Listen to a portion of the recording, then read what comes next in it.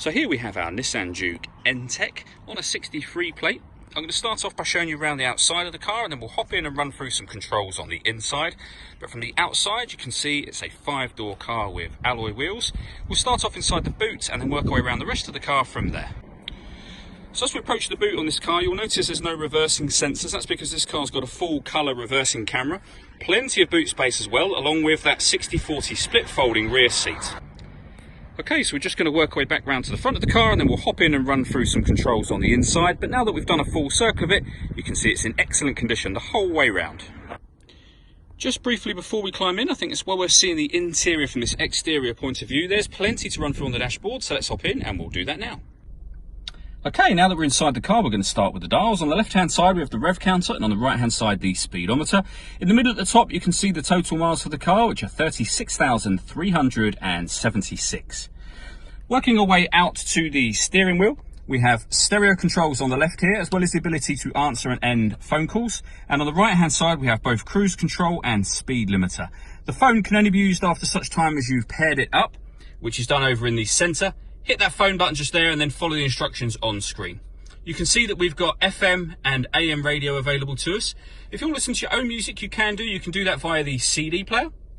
We've also got auxiliary and USB inputs as well. I mentioned when we were at the back of the car that it had a reversing camera. You can see just there, that's a full color camera with guidelines showing you what direction the car is headed in relation to the image that you see on the screen. And on top of that, this car has also got satellite navigation. Working our way down, we have the climate control. So we can turn it on, first of all, by adjusting the fan speeds upwards. You can leave them wherever you want them. You can determine from these buttons where you'd like the direction of the air to be distributed when it enters the car. And then this dial will determine the temperature within the car. Once you're happy with those settings, this button turns the air conditioning, in this case, off or back on again. Or you can hit auto, and the car will now maintain 19 degrees by taking full control of the fan speed and the direction of the air. To override that, just readjust the fans to whatever level you want them on and press that button again.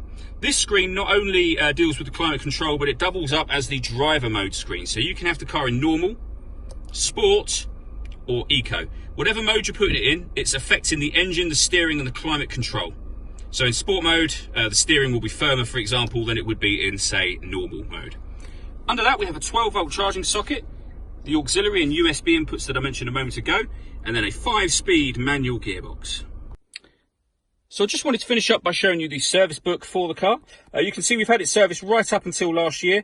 We're actually having the car serviced next week, so it will have full service history. You won't need to worry about that again for another year. And we have 2 fully electronic remote keys for the car as well. All that leaves me to say is thank you for taking the time to watch our video. If you'd like to come and see the car for yourself and have a test drive, please feel free to give me a call. I'd love to hear from you soon.